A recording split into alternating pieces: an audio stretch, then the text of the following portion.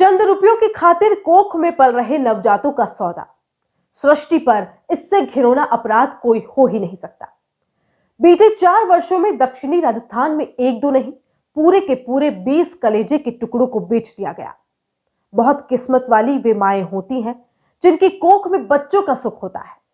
देश में ऐसी कितनी ही महिलाएं हैं जो मिन्नतों, दुआओं और दवाओं में ही भटकती रहती हैं, लेकिन उनकी कोख कभी हरी नहीं होती। काफी शर्मनाक बात तो यह भी है कि जिस देश की राष्ट्रपति आदिवासी महिला हो, उसी देश में आदिवासी महिलाओं का लगातार शोषण हो रहा है और भयावह गरीबी के कारण अपने मासूम बच्चों को बेचने तक के लिए मजबूर हो रही है। समय इतना भयानक आ गया है कि अब नवजात बच्चे को एक प्रोडक्ट की तरह देखा जाने लगा है। इससे बड़ा गरीबी का उदाहरण और क्या होगा कि चंद हजार रुपयों की खातिर दूध मुंहे बच्चों को बेचा जा रहा है। पेश है हमारी खास पेशकश, ये कैसी भूखमरी, पेट के खातिर बच्चा बेचना बना मजबूरी। उदयपुर की सवीना थाना पुलिस ने बीते दिनों बच्चों की सौदागर गैंग का खुलासा कर बड़ी उपलब्धि हासिल की है। पुलिस ने स्थानीय स्तर के सभी आरोपियों को दबोच लिया और बाहरी आरोपियों की तलाश में जुटी है। अब तक गिरोह के 12 सदस्य पुलिस गिरफ्त में है, जिनमें से 7 महिलाएं और 5 पुरुष शामिल हैं, जिन्हें अब प्रोटेक्शन वारंट के तहत पलासिया और बागपुरा पुलिस थानों में पूछताछ के लिए ले जाया जा रहा है, क्योंकि ज्यादातर बच्चों के बेचान इन 2 थाना इलाकों से ही हुए हैं। अभी बच्चा खरीदने वालों की आखिरी कड़ी तक पुलिस नहीं पहुंच पाई है, लेकिन गिरफ्त में आए गिरोह के सभी सदस्यों से कड़ाई से पूछताछ जरूर हो रही है। 21वीं सदी का यह काला अध्याय मेवाड़ में लिखा जाएगा, यह सोचकर हैरानी के साथ ही मन में काफी पीड़ा भी होती है। भले ही उदयपुर का नाम दुनिया के सबसे खूबसूरत शहरों में शुमार हो, परंतु बच्चों की खरीद फरोख्त के खुलासे ने उदयपुर के नाम पर भरपूर कालिक पोत दी है। हमारा सवाल अब भी यही खड़ा है कि आखिर ऐसी मजबूरी कैसे और क्या हो सकती है कि पेट भरने के लिए अपने कलेजे के टुकड़ों को ही बेच दिया जाए। मेवाड़ के आदिवासी अंचल में भोले भाले आदिवासियों को लालच देकर बच्चों की खरीद फरोख्त के ये मामले चौंकाने वाले हैं। आपको बता दें कि बाल मजदूरी इस इलाके का सबसे बड़ा दंश है, जिसे आज तक कोई भी सरकार खत्म नहीं कर पाई है। हाँ, वादे जरूर किए और वह कागजों में ही खत्म हो गए।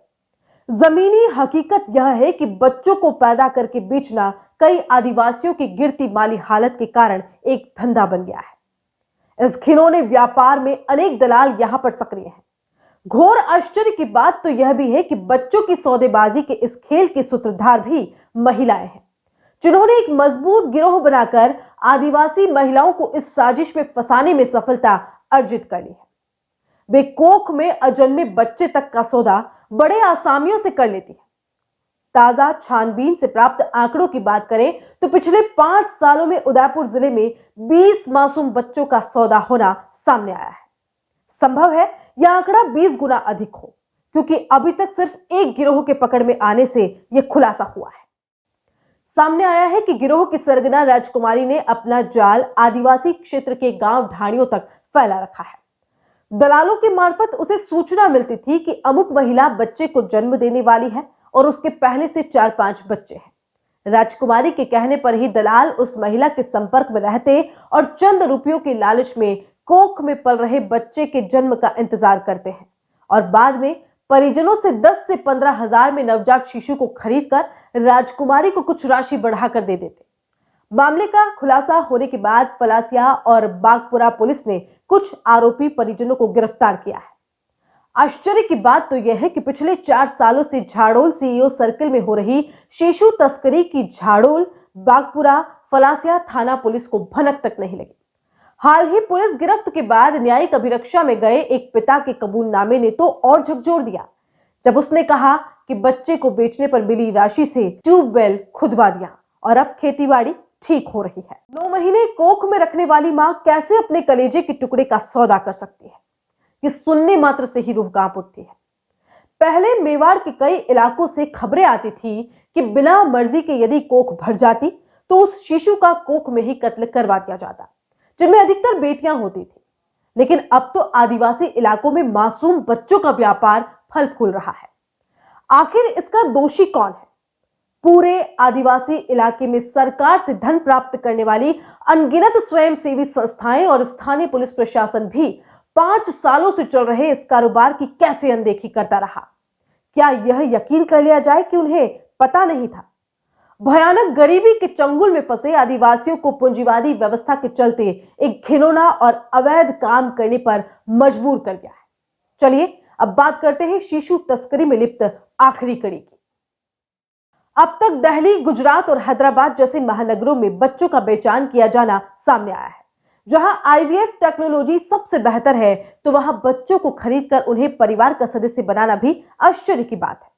यह सबसे बड़ा सवाल यह भी है कि क्या कहीं बच्चों के अंगों का कारोबार तो नहीं किया गया?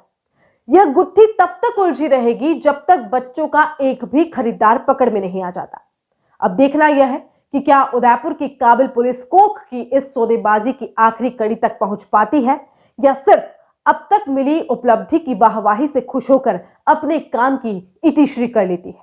प्राचीन काल में भारत को सोने की चिड़िया इसलिए कहा जाता था क्योंकि भारत में काफी धन संपदा मौजूद थी।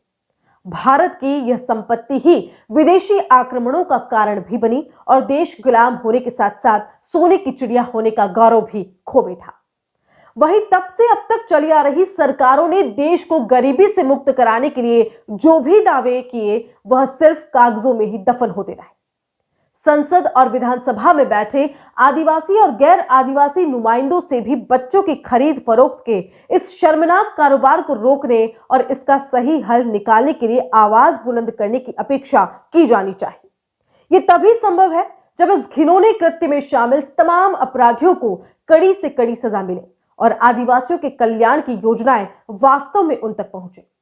समाज के प्रत्येक संवेदनशील नागरिक को भी बच्चों के कारोबार के खिलाफ पुरजोर आवाज उठाकर मनुष्यता का अपना दायित्व निभाने के लिए आगे आना चाहिए।